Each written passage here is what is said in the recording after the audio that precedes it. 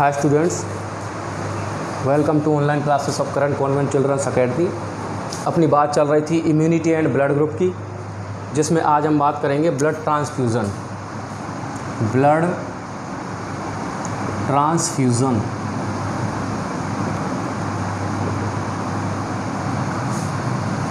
इसको हिंदी में कहते हैं रक्तादान, यानी ब्लड को एक बॉडी से दूसरी बॉडी में चढ़ाना। तो देखिए क्या होता है ब्लड ट्रांसफ्यूज़न। तो ये एक मेथड है। इस मेथड के अंतर्गत ब्लड जो है one person to second person, एक पर्सन से दूसरे पर्सन में ब्लड को डोनेट किया जाता है या ब्लड को ट्रांसफ्यूज़ किया जाता है।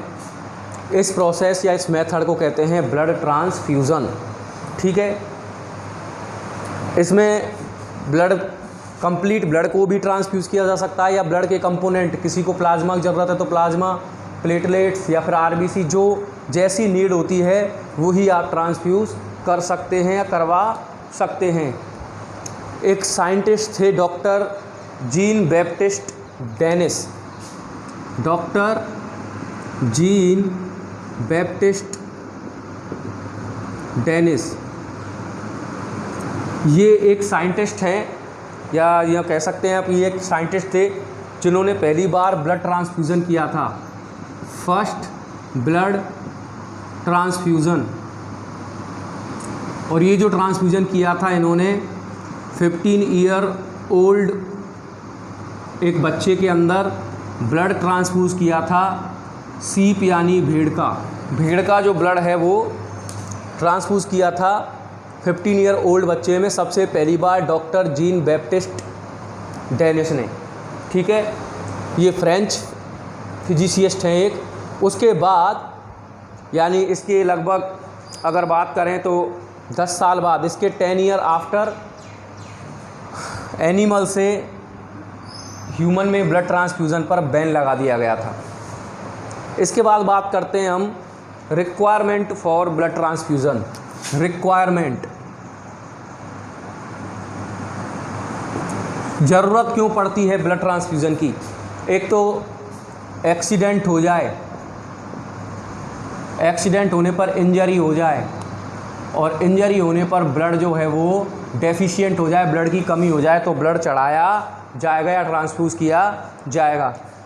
या फिर बॉडी में सीरियस ब्लड डेफिशिएंसी हो, ब्लड डेफिशिएंसी हो, बहुत ज़्यादा कमी हो ब्लड की बॉडी के अंदर, तो भी ब्लड ट्रांसफ्यूज़ किया जाएगा।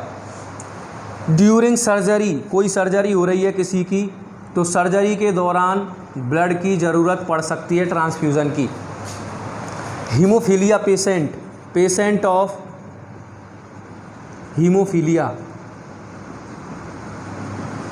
हीमोफीलिया के पेशेंट में जो है ब्लड जो है बार बार कम होता जा रहता है, उसमें ब्लड की ज़रूरत पड़ती है।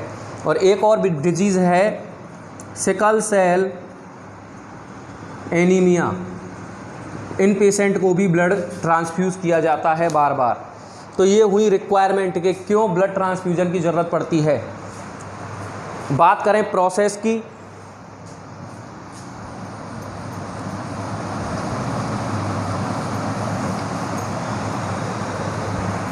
तो प्रोसेस जो है इसकी ब्लड ट्रांसफ्यूज़न की प्रोसेस को 2 पार्ट्स में आप डिवाइड कर सकते हैं। फर्स्ट है ब्लड कलेक्शन या फिर कलेक्शन ऑफ ब्लड, और सेकंड है ब्लड ट्रांसफ्यूज़न।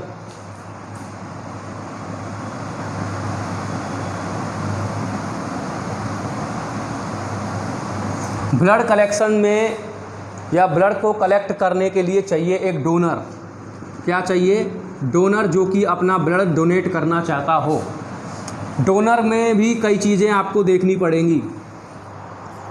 फर्स्ट है कि मेडिकल चेकअप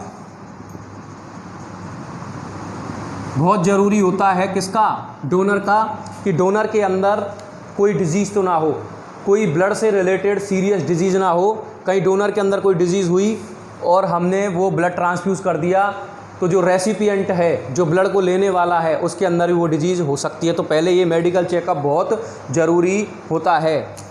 एक एबीओ चेकिंग,